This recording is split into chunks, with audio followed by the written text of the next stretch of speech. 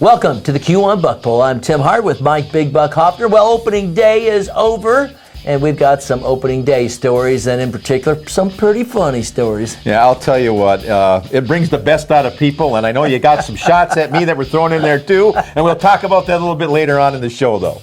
On the Buck Poll this week, we're going to be talking to the DNR's Fire and Safety Officer Alex Compton. He's going to talk about your gun, making sure that it's ready for some people that are just going out right now. We've got the Soaring Eagle on, Chef Kyle Cassidy. He's going to be making some bacon-larded venison loin with pumpernickel bread pudding. Sounds delicious. It was delicious. And the meal that I took home was delicious. So it was awesome. And then we've got hunter stories from the Country Smokehouse and Hicks Outdoors and some of the other locations that I went to on opening day, Ray C's Extreme. And then we've got Tony LaPratte from Ultimate Land Management and the Whitetail Boot Camp. He's going to be talking about, are you shooting does out of your buck stand? It's a no-no. Don't do it. That's the thing. Don't do it. All right, we got all that and lots of bucks to show you this week right here on the Q1 Buck Poll.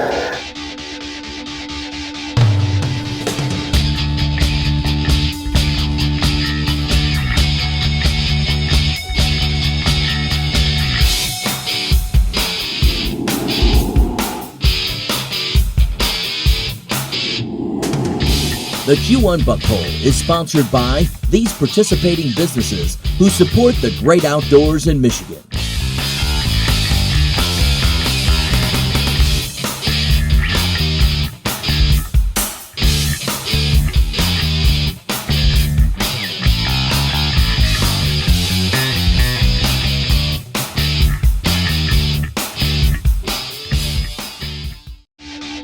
Tim Hart and Mike Big Buck Hoffner, your host on the Q1 Buck Poll. And I say that because I was at one of the locations on the opening weekend, and a gentleman came up to me and said, hey, where's the guys that host the Q1 Buck Poll? I'm here to see them, the old guys. Where are they at? I said, well, the old guys? I said, well, I host the Q1 Buck Poll. He said, no, you're too young. Where's the old guy with the gray hair? And I said, you mean Buck Hoffner? Oh, yeah, Big Buck, that's the guy. And so I just want to let you know, you are an old guy. Hey, buddy, I'm here. I am not Grandpa Hoffner, though. That was my dad. I'm young Buck Hoffner. No, he's not. He's old. But I had to stop. I was laughing so hard, type of thing. And before we get to the DNR, we've got some bucks to show you this week right here on the Q1 Buck Poll. All right, Tim, let's start out with Vince Braun from Jackson, Michigan with an 8-pointer. His score was 45.63. Max Wolpert from Canadian Lakes with an 11-pointer. The score, 46. Jared Stoneman from Hemlock brought in a 10-pointer. The score was 46. And Tom Kelly from North Adams with a 16-point buck. The score is 47. All right, so opening night, I went to Ray C's Extreme, and here's the interview I did with Ray Jr. We're at Ray C's Extreme in Lapeer, and I've got Ray Jr. with me. Hey, Tim. How about this? There's a lot going on here. What's happening this year, buddy? Yeah, record year, I think. Let's talk about the Buck Poll and how it all works here. This is awesome. Our Buck Poll started 8 years ago, so 8 year doing it. We had a cause. Our cause is a Wheeling Team 457. Basically, that's physically challenged AM vets. You know, just a good curvers, good cause, good community involvement. We've always kind of got a lot of good old boys around here. It's just been a good event. And everybody that has entered here is also in the Q1 Buck Poll, so they've got a chance to win all kinds of prizes. And you know, it's a lot of fun. We get a lot of people that have come back year after year. Hey, Tim, how you doing? And they're here. They're bringing a rack, and the line awesome. Goes all the way out to the road. You know that, right? It's incredible right now. I don't even know what to say. Yeah, this is a banner year for sure. Yeah, and Q1 helps make that happen. We appreciate Quickly it. tell me about Ray C's Extreme. I know it's not just the Buck Poll. Yeah. You guys got all kinds of quads to take people to the woods. Yeah, we do. We're a power sports business, family run. It's been here since 1981, so 31 years we've been playing hard, you know. Just been having a good time. This is what we do. All right, well, let's check out some more deer. Thanks for being with us. We're going to let you get back at it. We'll talk to you later. Yeah, you know, that's a great cause, Tim, and you know, I appreciate the fact that you go up there every year, and I know those guys appreciate you coming and talking about what they do, too. All right, now let's talk to the DNR Fire and Safety Officer, Alex Compton, about making sure your gun's ready. I'm now talking to the Fire and Safety Officer with the DNR, Alex Koptiv. Welcome to the show, Alex. Nice to meet you. We're going to talk about getting your gun ready and what you should do out there. Alex, we're at the shooting range here.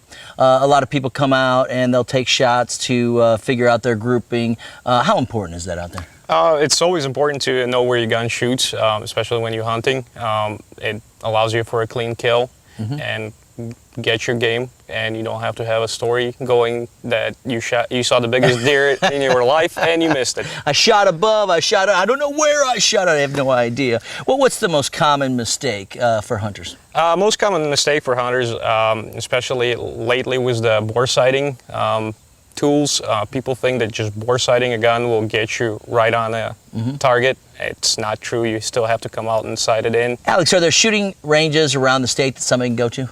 Yes, there is 4 DNR operated ranges. One is in Rose Lake here, and there is one in Pontiac Lake, which is in Oakland County. We have a Sharonville range in Jackson County, and we have Ortonville in Lapeer County. So other than the shooting range, what does somebody need to sight in their gun? Well, you need eye and ear protection to be safe on the range, and you need targets. You can choose out of multiple varieties of targets.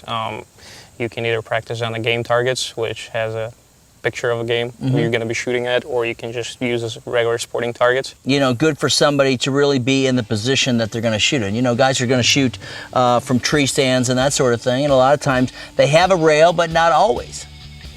Well, when you sight in a gun, you want to be as steady as you can to know exactly where the gun shoots. But once you have the gun sighted in, yes, it's good to practice in the way you're going to be shooting in real life. All right. Hey, thanks for being with us today. Thank you. Alex Koptiv with us here on our DNR educational segment. I'm Tim Hart, and you're watching the Q1 Buck Poll. We're fortunate to live in the great state of Michigan with millions of acres of recreational land, 11,000 inland lakes, and for a lot of people, it's a dream come true to own their own piece of property. Today, I've got Randy Steck with us. He's a Senior Vice President of Sales and Customer Relations at Greenstone Farm Credit Services. Randy, welcome to the show. Thanks, Tim. Now, Greenstone has been a proud sponsor of the Q1 Buck Poll for a number of years, and you've really helped thousands of Michigan residents own a piece of recreational land. Yes, we have provided financing for thousands of folks across the state, and we are very happy to be part of that dream building process. And Greenstone has a number of outdoor enthusiasts on staff, but you also have locations all over the state too. Yes, our 31 offices are conveniently located to the bulk of the customers that we do business with, and we encourage those folks to stop in and talk to us. We share a lot of the same values and beliefs that the outdoors community has, and many of our staff actually enjoy the same activities. Randy, there's a lot of different programs too, aren't there? Yes, we can provide financing for up to 30 years and a fixed rate of interest for as little as 20% down. Well, Randy, when we were talking outside, you talked about loans as long as 30 years, as little as 20% down. You've got all different types of programs, but what sets Greenstone apart? Really, it's the people that work here at Greenstone and the solutions that we can provide to folks in helping them with their dream purchase. And whether it's, a lot of these customers have not had a lot of experience in purchasing real estate or dealing with a lender, so we can walk them through that process and really provide a lot of value, expertise and advice to help folks through that process. And if I want to learn more and get more information? You can check us out on the web, give us a call, or stop by any one of our 31 offices throughout the state of Michigan. And he talks about the 31 offices. That's 31 locations where you can register your buck or doe in the Q1 Buck Poll. They can take care of you. Randy, thanks for being with us. You're welcome. All right, Randy Steck's been with us from Greenstone Farm Credit Services. I'm Tim Hart, and you're watching the Q1 Buck Poll.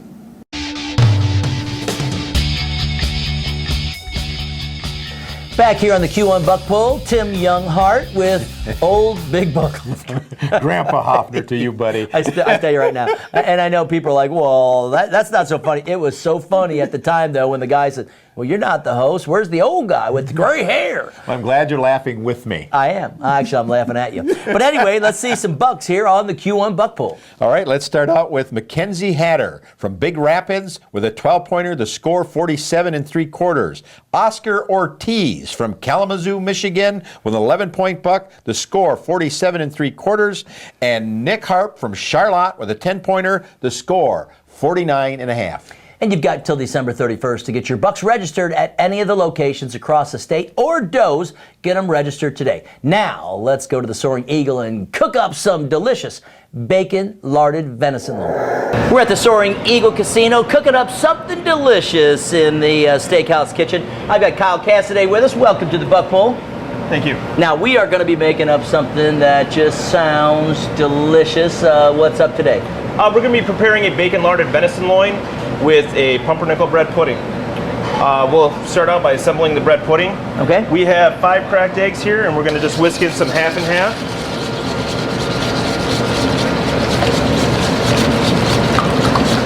It all mixed up good.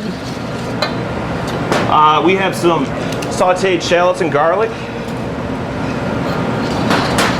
And then we have dried pumpernickel bread here. We're going to place this in this mixture and allow it to sit for 5 to 10 minutes, and we're just trying to allow the pumpernickel absorb kind of absorb all the liquid. You got it.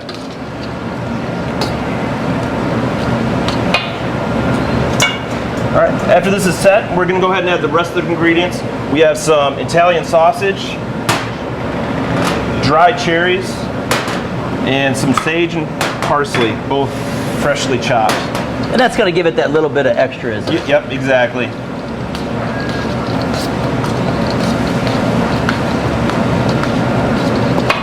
Okay, everything's combined. We're going to place this in a greased pan.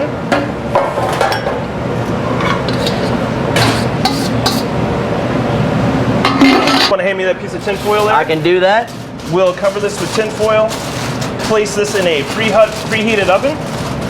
And how long are you going to leave it in there? We're going to bake this for about a half hour, and then we're going to remove the tin foil and allow it to bake for another 10 minutes, and we'll just get that nice crispy, crunchy crust on top. Okay, all right, next we're going to stuff the venison loin.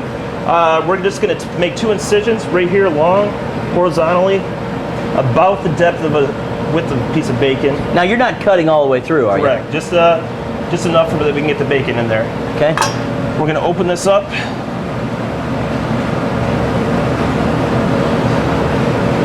And you got uncooked bacon for it. Correct. That way it'll cook as the meat cooks.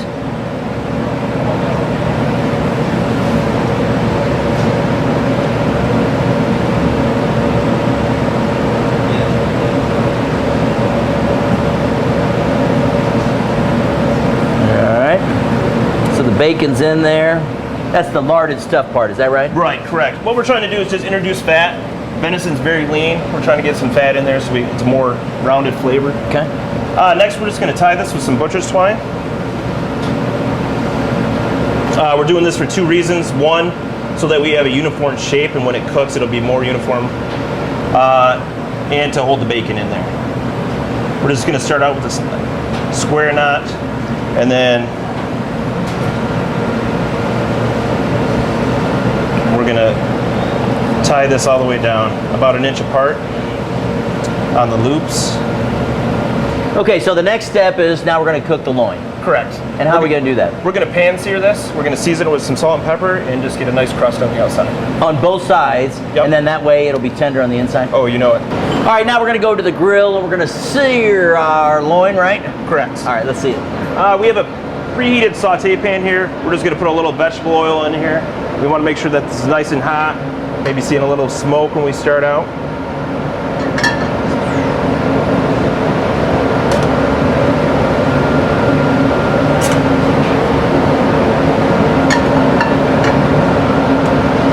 And we're just going to place this in here. And we're talking about searing, about how long? And obviously it's going to depend upon the thickness of your loin. Right. And what we're just looking for is a nice color, and it can vary. Usually 2 to 3 minutes on each side, and we're going to do this all the way around. We're not just going to do the top and the bottom. We're going to do all 4 sides. Top. Okay. You got it. Yep. And we'll get a nice caramel flavor all through. Control your heat. You just don't want to always be on high. You know, as we talk about a lot of these different recipes, again, we go back to don't overcook venison because, again, it's a lean meat. Now, even though we've got the lard or bacon to help us out a little bit, again, you just don't want to overcook it. Right. We're looking for medium rare here, which is going to be right around 130. Okay. And you put a little salt and pepper, and I think everything they do here at Soaring Eagle, got to season it all up. Yes, that's the key.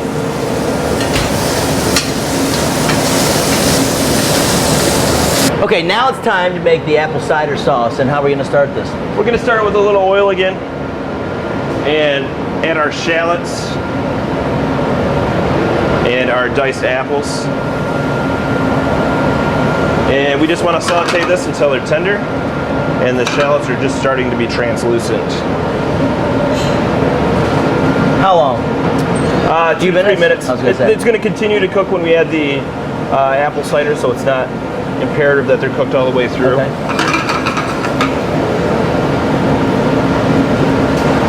You know, we've talked about shallots quite a bit in all the cooking segments here at the Soaring Eagle. Available at the store? Yes, most definitely. I find them at Meijer all the time if I need them. Are there different varieties at all? Yes, but what you're going to find is just typically the red shallot. Okay.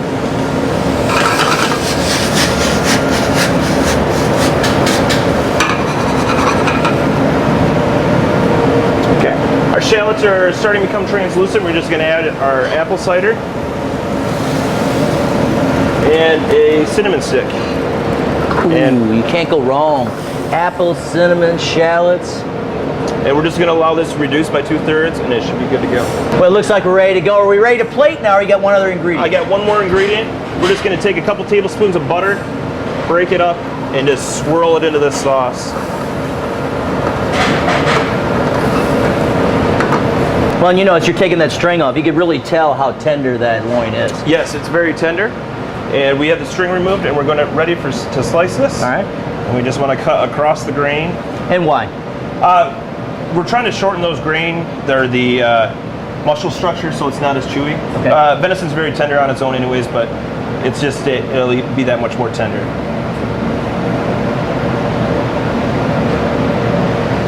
Okay. And you can tell it's not overcooked. You got a lot of pink in there. Put on top of the bread pudding. Then we can sauce this.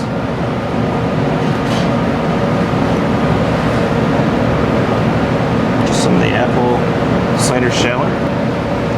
Well, it looks like a done deal now. Yes, we're ready to eat. I'm ready to eat. Here, come on, I'm gonna grab some of that stuff right here.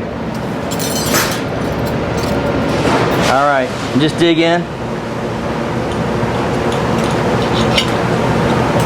Look at that.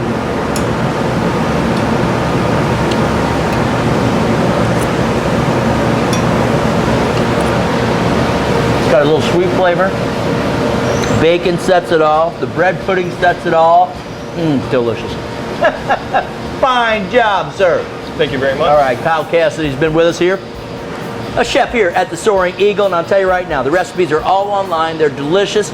Try it out. Instead of just making some venison burger and slapping it on the grill, here's something you can try at home. Takes about an hour and will feed the whole family. Again, we're at the Soaring Eagle Casino for the Q1 Buck Pull. I'm Tim Hart. Well, as I promised you, more bucks here on the Q1 Buck Pull. Again, register your bucks and does all the way through December 31st. And you can also go online to try to win a Manitoba whitetail hunt. It's free. You just get yourself all signed up online from lastminutehuntingandfishing.com. Sign up today. Yeah, you can't win the prizes unless you register your deer, so get them in there. And speaking of deer, let's start out with some great bucks in this segment. Starting out with Jeff Ryder, a friend of ours from Quincy, Michigan, bringing a 14-point buck, the score 51. Matt Johnson from Stevensville brings in a 14-point, the score 52.38. And finally, Jeffrey Van Doren from Scotts, 15-point buck. Tim, listen to the score, 55.5. Well, those are bucks on the Q1 Buck Pull, but we've got all kinds of interesting stories from the Country Smokehouse. I had a chance to talk to Steve Francis and hunters who are bringing their deer in for processing. We're at the Country Smokehouse with Steve Francis, and Steve, they're lined up all the way out the drive and down the road. Now, this is typical each and every year here at the Country Smokehouse, isn't it? Yeah, it is. We've really grown. We've really grown to a large. We're trying to accommodate them. We got 38,000 square foot we want to put on now, and to make a better process for these guys to get in and out. They're busting their tail. I'm sure you saw them already. My guys are really working hard in there, but it comes once a year, you know. Well, and what's interesting is that you have people from way up north, you have people from down south, you got people from all over that are coming to the destination here. Oh yeah, there was one guy to come in today, and he made it a point to tell us, do not tell my wife. He says, I got another week and a half up north, he says, so don't call it. It's here. He turned around and went right back to the UP. He said, I was getting it down for sausage and I'm going back hunting. That's pretty good. Well, quite an operation here, and we're glad you're part of the Well, we appreciate it. All Thank right. you. Well, I saw it coming from the side, from the right, and my dad whispered to me it was a buck, and I got my crossbow ready, and when it started coming and it looked right at me, I shot it from the side, and it ran about 50 yards. Today we're going to be talking about, are you shooting does out of your buck stands? Guys, a lot of people are sitting in a great stand, and most of your properties only have 1 or 2 great stand locations on them naturally set up for a pinch point. And you're sitting in one of them, and the buck ain't showing up this evening, it's starting to get dark, you got a bunch of nice does in front of your stand, and you think, I'll take a doe for some venison. Guys, you couldn't do anything more wrong if you tried. You shoot that doe, she runs off. What does all does have? Witnesses. The other does all seen what happened. So now, here's this great stand, and now when the deer come out the next evening and for the rest of the season, they all look up at your tree stand, and now a buck trailing them sees that, he backs right up, he ain't coming near that stand. You cannot shoot does. Now guys, you can shoot a doe anywhere. You can put a nice food plot up by the road. You can put some bait in places that it's legal and draw these deer to a nice safe area to shoot them. Never shoot does in your prime areas. You start looking at your stand locations, start rating them. At my place, we never shoot doe out of a stand that we put all that work into. What we do is throw up a pop-up blind or hunt them way up by the road. You start hunting this way, you'll find out you'll get more great stands on your property.